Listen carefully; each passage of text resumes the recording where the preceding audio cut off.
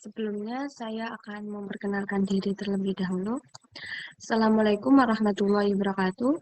Perkenalkan, nama saya Siti Khairunisa dengan NIM 212410103010 dari kelas Sistem Basis Data F.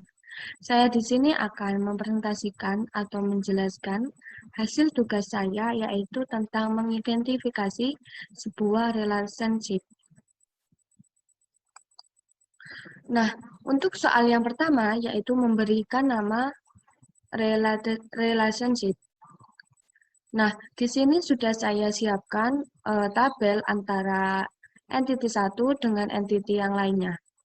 Nah, untuk warna yang biru ini adalah warna yang tidak memiliki entity. Semisal entity bengkel itu tidak akan mungkin memiliki hubungan atau relasi dengan bengkel. Begitupun dengan seterusnya. Nah, untuk yang pertama, relasi pertama yaitu bengkel memiliki beberapa relasi. Di antaranya, bengkel memiliki relasi dengan spare part, mekanik, dan kasir. Nah, untuk cara membacanya, yaitu bengkel memiliki spare part atau barang. Begitupun sebaliknya, barang atau spare part dimiliki oleh bengkel. Selanjutnya, bengkel memiliki mekanik. Nah, begitupun sebaliknya, yaitu mekanik dimiliki bengkel. Selanjutnya, bengkel memiliki kasir. Sebaliknya, kasir dimiliki bengkel. Itulah yang dinamakan dengan relasi karena ada hubungannya dengan entity satu dengan entity lainnya. Untuk selanjutnya yaitu kendaraan memiliki relasi dengan pelanggan. Kendaraan dimiliki pelanggan. Sebaliknya, pelanggan memiliki kendaraan. Nah, untuk spare part atau barang ini memiliki 3 relasi. Yang pertama yaitu tadi bengkel, yang kedua ada jenis spare part, dan transaksi pembelian. Untuk spare part atau barang itu akan berjenis spare part, sejenis spare part. Begitupun dengan jenis spare part itu terdiri atas barang atau spare part. Nah, selanjutnya spare part itu terjual di transaksi pembelian. Sebaliknya transaksi pembelian itu membeli barang atau spare part. Selanjutnya yaitu jenis spare part itu memiliki relasi yang tadi yaitu spare part atau barang. Mekanik memiliki relasi dengan bengkel, seperti yang tadi yang saya bacakan, dan memiliki satu relasi lagi yaitu dengan kasir. Nah, mekanik memberi laporan kasir, sedangkan kasir menerima laporan dari mekanik. Selanjutnya ada pelanggan. Pelanggan memiliki 3 relasi. Yang pertama yaitu yang kendaraan, yang tadi sudah saya bacakan. Terus yang kedua ada kasir dan transaksi pembelian. Cara bacanya yaitu pelanggan membayar kasir. Kasir dibayar oleh pelanggan. Terus pelanggan melakukan transaksi pembelian. Nah, transaksi pembelian dilakukan oleh pelanggan.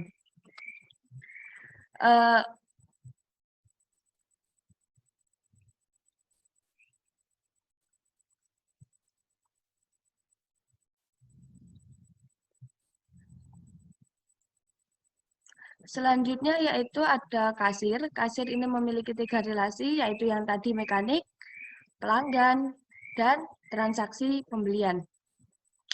Nah, untuk transaksi pembelian yaitu kasir memproses transaksi pembelian. Transaksi pembelian diproses kasir. Selanjutnya ada transaksi pembelian memiliki 3 relasi, yaitu diantaranya ada spare part atau barang, terus pelanggan, dan kasir. Nah, untuk cara pembacaannya seperti yang tadi, transaksi pembelian membeli barang. Nah, barang terjual di transaksi pembelian, begitu. Selanjutnya ada relasi antara transaksi dan pelanggan, yaitu transaksi pembelian dilakukan oleh pelanggan. Pelanggan melakukan transaksi pembelian seperti itu. Yang terakhir yaitu transaksi pembelian diproses kasir. Kasir memproses transaksi pembelian. Itu adalah cara membaca atau memberi nama relationship antara entity yang satu dengan entity yang lainnya. Lanjut soal yang kedua, yaitu untuk setiap relationship itu menentukan optionality entity yang terlibat. Nah, untuk yang pertama tadi, ada relationship antara spare part dan transaksi. Optionality-nya spare part itu wajib, optionality-nya transaksi itu wajib. Mengapa optionality-nya spare part itu wajib? Karena setiap barang itu harus ada ketika melakukan transaksi atau pembelian. Nah, untuk optionality-nya transaksi itu tidak wajib, karena setiap transaksi itu tidak harus membutuhkan barang untuk dibeli. Jadi, untuk transaksi itu tidak harus barang, karena transaksi itu juga bisa sebuah nantinya kalau semisal di bengkel ada perbaikan saja atau servis, itu juga nanti bisa ditulis di transaksi. Jadi tidak wajib memerlukan barang untuk dibeli. Selanjutnya ada relationship antara bengkel dan kasir. Nah, untuk optionality bengkel yaitu wajib dan optionality kasir itu tidak wajib. Mengapa? Karena optionality bengkel itu setiap bengkel itu kan pasti membutuhkan kasir untuk melakukan atau mengurusi sebuah pembayaran, sebuah proses yang ada di nantinya di bengkel itu ada apa. Untuk optionality-nya kasir itu tidak wajib karena setiap kasir itu tidak harus bekerja di bengkel. Kasir itu bisa bekerja di tempat mana saja yang membutuhkan kasir. Untuk selanjutnya ada relationship antara bengkel dan mekanik. Nah, untuk optionality bengkel itu tidak wajib, sedangkan optionality mekanik itu wajib. Mengapa? Karena bengkel itu tidak harus membutuhkan mekanik itu. Sedangkan mekanik wajib itu karena setiap mekanik itu harus dicatat dia itu akan bekerja di bengkel bagian mana. Atau karena tidak semua bengkel itu memiliki mekanik, sedangkan mekanik pasti sudah memiliki dari suatu bengkel tersebut. Selanjutnya ada relationship antara bengkel dan spare part, yaitu optionality bengkel tidak wajib dan optionality spare part itu wajib. Mengapa? Karena spare part itu atau barang, setiap barangnya itu harus dicatat bahwa barang spare part tersebut itu milik bengkel yang mana, yang bagian mana, dan barang apa saja yang ada di bengkel tersebut. Itu untuk spare part yang wajib. Sedangkan optionality bengkel yang tidak wajib itu karena bengkel itu juga ada yang tidak memiliki barang. Untuk relationship antara kasir dan pelanggan, optionality pelanggan itu wajib, sedangkan optionality kasir itu tidak wajib. Mengapa optionality pelanggan itu wajib? Karena pelanggan itu harus melapor apa saja yang telah dibeli atau diservis di bengkel tersebut. Sedangkan kasir itu tidak wajib karena kasir itu tidak harus menerima pembelian dari pelanggan, melainkan kasir juga harus mengurusi proses yang ada di bengkel tersebut. Selanjutnya ada relationship antara spare part dan jenis spare part. Untuk spare part-nya itu wajib dan jenis spare part-nya itu tidak wajib. Mengapa? Karena spare part atau barang itu setiap barangnya itu harus ada jenisnya. Dan ketika menambahkan data barang itu barang baru nanti itu harus mencantumkan data barang baru, harus mencantumkan jenisnya.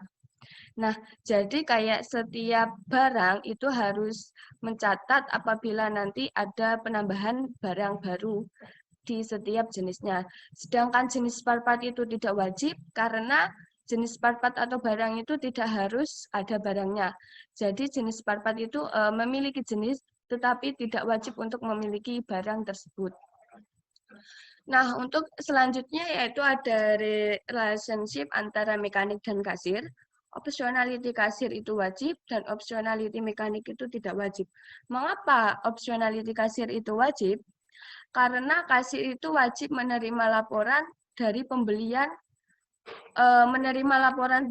dari mekanik atau menerima transaksi dari mekanik. Kayak nantinya itu mekanik menservis apa, itu nanti akan memberikan laporannya kepada kasir. Nah, untuk optionality mekanik tidak wajib, itu karena mekanik itu tidak wajib melaporkan setiap pembelian ke kasir. Yang wajib itu pelanggan wajib melaporkan pembeliannya, apa yang dibeli di bengkel tersebut di kasir. Selanjutnya ada relationship antara kendaraan dan pelanggan, optionality kendaraan wajib, optionality pelanggan wajib. Mengapa? Karena setiap kendaraan itu harus dimiliki oleh pelanggan, dan setiap pelanggan itu harus memiliki kendaraan untuk melakukan perbaikan di bengkel tersebut. Kalau misalnya tidak memiliki, maka tidak akan terjadi hubungan antara entity. Selanjutnya ada relationship antara transaksi dan kasir. Optionality transaksi itu wajib dan optionality kasir itu tidak wajib. Mengapa? Karena transaksi itu mencatat semua hasil pembelian dan hasil laporan yang ada di kasir. Sedangkan kasir itu tidak wajib karena kasir itu tidak harus mencatat hasil laporannya. Relasi yang terakhir yaitu relationship antara transaksi dan pelanggan. Optionality transaksi itu tidak wajib dan optionality pelanggan itu wajib. Mengapa? Karena transaksi tidak harus dimiliki oleh pelanggan. Namun pelanggan itu wajib harus membayar transaksi yang telah dibayar atau setiap pelanggannya itu akan memiliki transaksi tersebut. Jadi transaksi itu tidak wajib dilakukan oleh pelanggan, tetapi pelanggan tersebut harus melakukan transaksi tersebut agar bisa membayar transaksi tersebut.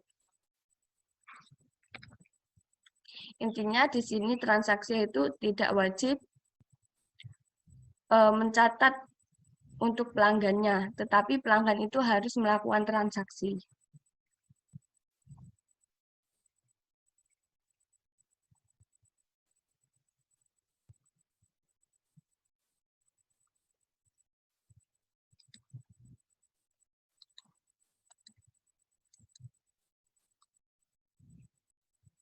Untuk soal yang nomor 3 yaitu menentukan relationship antara cardinality setiap entity yang terlibat. Nah, untuk yang pertama yaitu relationship antara barang dan transaksi, di mana cardinality-nya itu many to many. Mengapa? Karena pada database itu di setiap pencatatannya antara barang dan transaksi baru itu harus sama-sama mencatat, sama-sama membutuhkan keduanya. Jadi harus menyertakan prime ID, UID yang ada di barang tersebut. Dan selanjutnya itu relationship antara bengkel dan kasir. Cardinality-nya itu one to many. Mengapa? Karena bengkel itu bisa memiliki lebih dari satu kasir. Selanjutnya ada relationship antara bengkel dan mekanik. Cardinality-nya yaitu one to many. Mengapa? Karena ketika menambahkan data mekanik, maka itu perlu mencatat mekanik baru di tabel mekanik dan harus menyertakan prime ID UID bengkel yang memiliki mekanik tersebut. Selanjutnya ada relationship antara bengkel dan spare part, yaitu cardinality-nya itu one to many. Mengapa? Karena ketika menambahkan sebuah spare part atau barang, maka perlu menambahkan UID pada bengkelnya, agar jelas barang spare part ini nanti milik bengkel yang mana. Selanjutnya, relationship antara kasir dan pelanggan. Cardinality-nya itu one to many. Mengapa? Karena pada database di setiap pencatatan barang baru itu di tabel barang nantinya harus menyertakan prima ID, UID lab yang UID UID kasir yang memiliki pelanggan tersebut. Nah, selanjutnya yaitu relationship antara spare part dan jenis spare part, yaitu one to many. Mengapa? Karena pada database di setiap pencatatan entity barang itu di tabel barang harus menyertakan pre-ID dari jenisnya. Terus relationship antara mekanik dan kasir itu one to one. Relationship antara kendaraan pelanggannya itu one to one. Relationship antara transaksi dan kasir itu one to many. Mengapa? Karena pada database di setiap pencatatan transaksi baru di tabel transaksi itu harus menyertakan prima UID kasir yang melakukan transaksi tersebut. Nah, selanjutnya ada relationship transaksi dan pelanggan. Cardinality-nya itu one to many. Mengapa? Karena kemungkinan ada banyaknya transaksi yang akan dilakukan, sehingga perlu pencatatan transaksi baru di tabel transaksi. Untuk ya soal yang keempat itu membuat ERD dan soal yang kelima yaitu membaca relationship menggunakan RDIS. Nah, ini adalah sebuah ERD yang telah saya buat dan ini adalah sebuah relasionalnya yang telah jadi.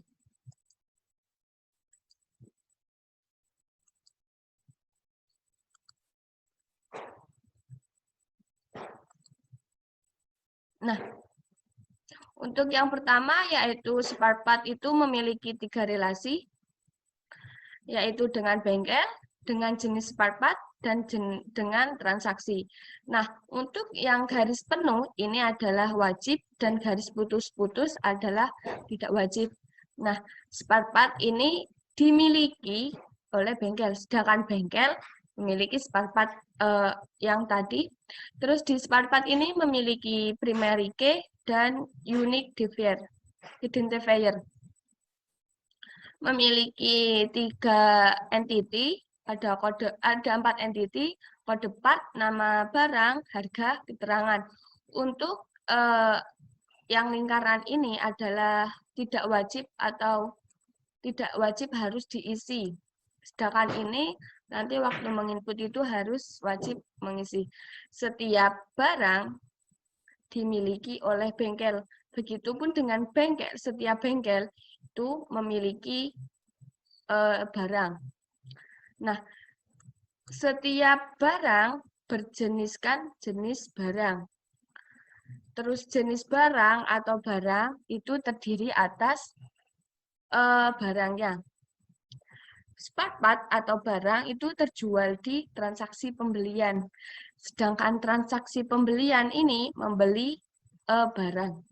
Nah, relationship antara keduanya ini adalah many to many. Mengapa? Karena di entity spare part dan di entity transaksi ini keduanya itu sama-sama membutuhkan atribut yang ada di dalamnya. Selanjutnya yaitu bengkel memiliki 2 relasi, yaitu relasi yang pertama dengan mekanik dan relasi yang kedua dengan kasir. Nah, bengkel ini, setiap bengkel tidak wajib garis putus-putus ya, jadi itu tidak wajib. Setiap bengkel itu pasti akan memerlukan mekanik. Nah, bengkel memiliki mekanik, mekanik dimiliki bengkel. Bengkel ini many, mekanik itu one. Terus bengkel ini many juga dan kasir itu one. Nah, bengkel memiliki kasir. Kasir dimiliki bengkel. Nah, nantinya itu setiap bengkel itu akan membutuhkan maksudnya setiap kasir itu nanti akan membutuhkan UID atau ID bengkelnya. Ini kasir di bengkel daerah mana. Jadi memerlukannya.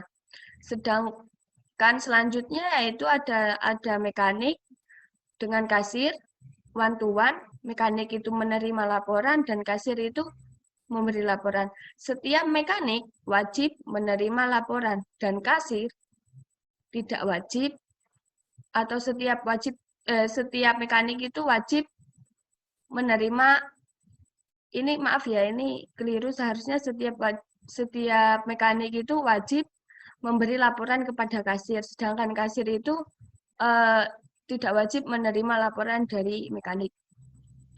Selanjutnya ada kasir. Kasir ini memiliki relasi dengan transaksi atau pembelian dan kasir ini memiliki relasi dengan pelanggan. Nah, kasir ini tidak wajib ya untuk antara transaksi dan pembelian. Kasir memproses transaksi pembelian. Nah, transaksi pembelian diproses oleh kasir. Selanjutnya, kasir dibayar oleh pelanggan. Pelanggan membayar kasir. Begitu. Kasir ini sama pelanggan one to one. Nah, selanjutnya ada pelanggan. Pelanggan memiliki dua relasi, yaitu ada kendaraan dan ada transaksi atau pembelian. Untuk pelanggan yaitu memiliki kendaraan, sedangkan kendaraan itu wajib dimiliki oleh pelanggan. Kayak begitu. Selanjutnya ada pelanggan dengan transaksi. Pelanggan melakukan transaksi atau pembelian itu pasti dilakukan oleh pelanggan. Pelanggan ini wajib nantinya wajib membayar transaksi atau pembelian. Terus transaksi itu tidak wajib. Nah, di sini ada untuk tanda pagar itu primary key, tanda U itu unique identifier, dan ini yang merah kecil tanda bintang ini adalah mandatory, yang artinya itu wajib untuk diisi, dan yang bulat ini optionality. Jadi itu tidak wajib diisi, jadi bisa iya diisi atau bisa iya tidak. Nah, ini adalah hasil relasional yang telah dikonversi ERD tadi. Nah, di sini juga sudah tertera jelas nanti itu kode partnya itu berjeniskan apa, integer, terus ini semuanya sudah jelas. Nah, sekian, terima kasih. Mohon maaf apabila ada kesalahan kata yang tidak disengaja.